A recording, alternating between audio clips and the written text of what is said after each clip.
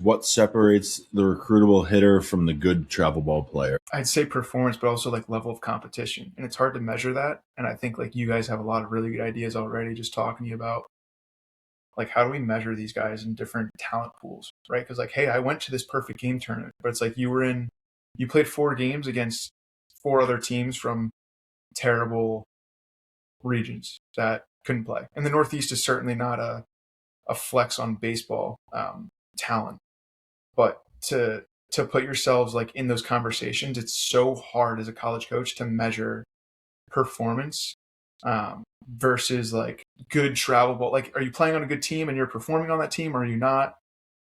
I think it's just a balance. Like to give a maybe a cop out answer is like there's talent and then there's performance, and you need to find the middle ground between the two because you don't want to be the super talented kid that never figured it out, but you also don't want to be this like.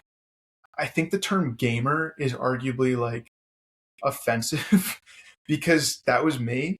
And it's like, man, he's a gamer. And it's like, can I just like, am I not valuable for any other way other than like I play good baseball? Like it's good that I can bunt and hit and run and move a runner over, but at the same time, like I could burn you with a deep shot. And I think like talking to scouts over the years about how they view things and they think very similarly, but it's like trying to find ways to create that player that's able to hold the talent and also perform in game against high level competition. But it's really hard to scale that and to weigh that on a national scale, even a regional scale.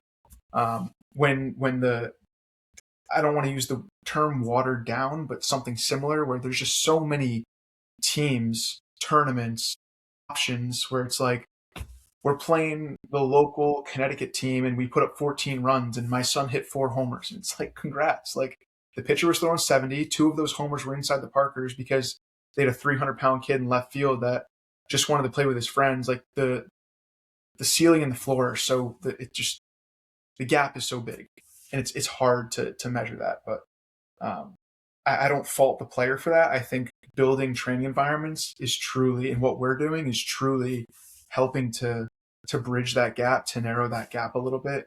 And that's training in a more like year-round type setting with like those live at-bats and the gameplay. Because that's really where we miss in the Northeast, right? Is that down in the South, like they're playing games year-round. Like they don't care about training. But up here, we love training. We love the weight room. We love the batting cage. We And have that's just to. not, we have to, yeah. And that's just, yeah, that's the constraint that we're fed. And we try to do our best with that. I just say like avoid just hitting off the tee or hitting flips for 3, 4, 5 months. Like that's not the solution.